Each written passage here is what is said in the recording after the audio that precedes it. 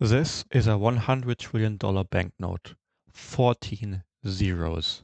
When it entered circulation in January 2009, it was the largest note in Zimbabwe's history and one of the largest any government has ever issued. When it appeared, it could still buy a day's groceries. Within weeks, it could barely buy a loaf of bread. That's not a figure of speech. That's how fast the money was dying. Today, it's worth more as a collector's novelty on eBay than it ever was as money. Since independence in 1980, Zimbabwe has redominated, replaced, and abandoned its own money again and again. It produced the second worst hyperinflation ever recorded. And in 2024, after watching yet another currency collapse, the government tried something that sounds like madness. A brand new money. And this time, it didn't ask for trust. It backed the money with gold. So in today's video, how you destroy a currency over and over, and whether this time gold can save it. For its first 2 decades, Zimbabwe's dollar was an ordinary functioning currency. At independence in 1980, it traded at around $1.50, and the country was one of the most productive economies in the region and a big-time food exporter, nicknamed the breadbasket of Africa. And that is where the collapse started, not with the currency, but with the farms behind it. Starting around 2000, a land distribution program that can only be described as chaotic broke up the commercial farms that were the backbone of Zimbabwe's exports and food supply. Output collapsed. A country that exported food now couldn't feed itself, and the government was left with a shrinking tax base and a big hole in its budget. Here is a fatal decision, the one behind nearly every hyperinflation in history. Rather than cut spending or raise taxes it could no longer collect, the government turned to the one institution that can create money out of nothing, its own central bank. The Reserve Bank of Zimbabwe began printing money to pay the state's bills, money backed by no output, no taxes, nothing at all, simply conjured into existence. This is a spiral. Printing money to cover a deficit pushes prices up. But higher prices mean bigger bills, so the government prints even more. And printing wasn't the only force at work. Collapsed farms meant fewer goods. A falling exchange rate made imports costlier, and people, expecting prices to rise, spent faster and demanded higher wages. Each force fed the others. So the printing doesn't just chase inflation, it feeds it. And every round makes the next one harder to stop. By June 2008, the last official figure put annual inflation at 231 million%. Then the government simply stopped counting. Behind that curtain, economists Steve Hanke and Alex Kwok reconstructed the collapse from black market rates. Inflation peaked in mid-November 2008 at a monthly rate of 79.6 billion%, an annual rate of 89.7 sextillion%. A 9 followed by 22 zeros. At the peak, prices doubled roughly every 25 hours. A wage earned in the morning was worth half as much by the next.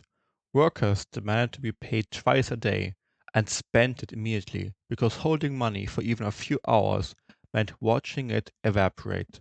This is what the death of money really looks like. Not a number on a chart, but a society where saving becomes impossible and trust in the future ends. By late 2008, Zimbabweans had already decided, without waiting for their government. They simply refused to use the Zimbabwe dollar, switching to whatever stable foreign currency they could find, mostly US dollars. The economy dollarized itself from the bottom up. In early 2009, the government bowed to the reality and adopted a basket of foreign currencies with the dollar at its center. The effect was almost miraculous. Inflation collapsed from sextillions to single digits in months. Shelves refilled and saving became possible again. But here's the crucial point. The rescue worked because the government gave up control. When your currency is the US dollar, your central bank can't print it. Zimbabwe couldn't order the Reserve Bank to conjure money anymore because it no longer owned the printing press. The Federal Reserve did. Dollarization is a trade. You import the discipline and the decisions of a foreign central bank and surrender your own. No independent interest rates, no easing in a local recession, no devaluing to help exporters. You become a passenger on monetary policy designed for Washington, not Harare. For a country that had just destroyed its money, that was worth it. But governments rarely stay content as passengers, and the temptation to seize back the printing press never really goes away. The dollar system worked, but it had a catch the government found intolerable. To spend dollars, you have to actually have them. There was no printing press to fall back on. By the mid 2010s, the government wanted to spend more than it earned, so it began reintroducing a currency of its own, in stages, each presented as something other than what it was. In 2016 came bond notes, officially not a new currency, just a token worth $1, each supposedly backed by a loan. But people remembered and did the math. If these were really worth a dollar, why not just use dollars? The suspicion was immediate. The Zimbabwe dollar returned through the back door. On the street, bond notes quickly traded below the dollar they were meant to equal, and the parallel market reopened. This is where numbers become human. Informal money changers turned into walking exchange kiosks, juggling the official rate, the bond note rate, and the dollar rate at once. Recalculating for every transaction. People learned to spend the weakest money first and hoard the dollars. An entire population became amateur currency traders, not out of interest, but survival. In 2019, the pretense was dropped. The government merged these balances into a new official currency, the RTGS dollar, and banned foreign currency for local transactions. Freed from the dollar's discipline, it leaned on the central bank again, and the currency began losing value almost from launch, tipping Zimbabwe into another hyperinflation, its second in barely a decade. And this is the deepest lesson. The first time a currency dies, you can blame the policy. But once trust is broken, it does not return just because you ask. Zimbabweans had learned to distrust any money the government printed, so they discounted each new currency instantly, pricing in the collapse before it happened. A currency is a promise, and this government had broken it too many times to be believed. Which brings us to April 2024. The new money is called ZIG, Zimbabwe Gold, and it targets the one thing the government had never solved, the trust problem. The pitch? If people won't trust a currency because they don't trust the government, fair play to them. Don't ask them to trust the government, ask them to trust gold. The ZIG was designed as a structured currency.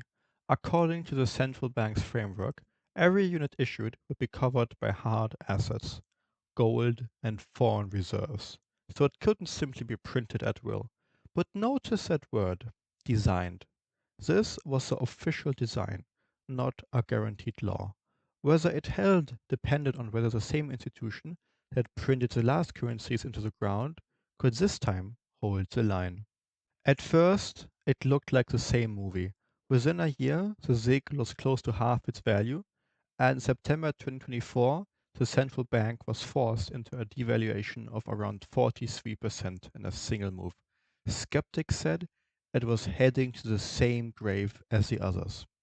But then the line stopped falling. Late in 2024, the Reserve Bank did something it had almost never done.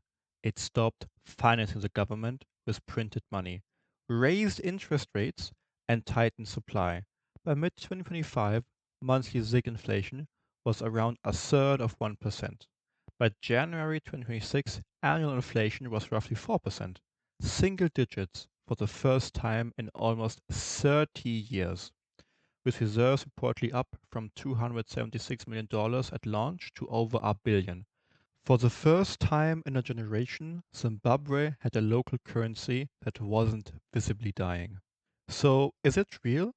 There's a genuine case that this time it's different. The discipline has held. Reserves are actually accumulating, and this time the numbers aren't a government fantasy. The IMF has acknowledged real macroeconomic stability. But there's an equally serious case for caution. and it's written in this chart. Even now, the ZiG trades at two prices, the official rate and the higher one on the street. That gap is the market quietly voting on the currency's credibility. It has narrowed, it hasn't closed. Much of the economy still prefers to price things in actual dollars, betting against the local money, even as it steadies. And the whole structure depends on the government resisting the one temptation it never has before, reaching for the printing press when the budget gets tight. The deepest problem is one no gold reserve can fix. A structured currency is only as credible as the institution running it, and this is the same central bank under the same kind of government that presided over every collapse before. Gold backing is a promise about behavior, and Zimbabwe's history is a history of broken promises. Trust destroyed on this scale isn't rebuilt in 18 months. It's rebuilt over years of not doing the thing everyone fears you'll do. The stability is real. Whether it's durable, only time and the government's own restraint can answer. It's tempting to see this as a story about gold or reserves or central banking. But the real lesson is simpler and stranger. Every currency on earth is backed by the same thing. Not gold, not reserves, but a belief. A banknote is worth something only because everyone around you agrees it is and expects that agreement to hold tomorrow. The dollar in your pocket is backed by nothing you can hold, only trust in the institution that issues it. Zimbabwe broke that belief so completely it reached for gold to rebuild it. Whether gold can hold, we'll find out. But its story points to something the rest of us rarely notice. The money in your hand is held up by real things. A government, a legal system, a central bank. And yet all of them rest on one fragile assumption that tomorrow everyone will still trust them the way they did today. Zimbabwe is what happens when that assumption breaks. The institutions were still there, the belief was gone. And it turned out the belief was load bearing all along. Thank you for watching. If you enjoyed the video, please feel free to like, subscribe, and leave any kind of comment you want. I love reading them.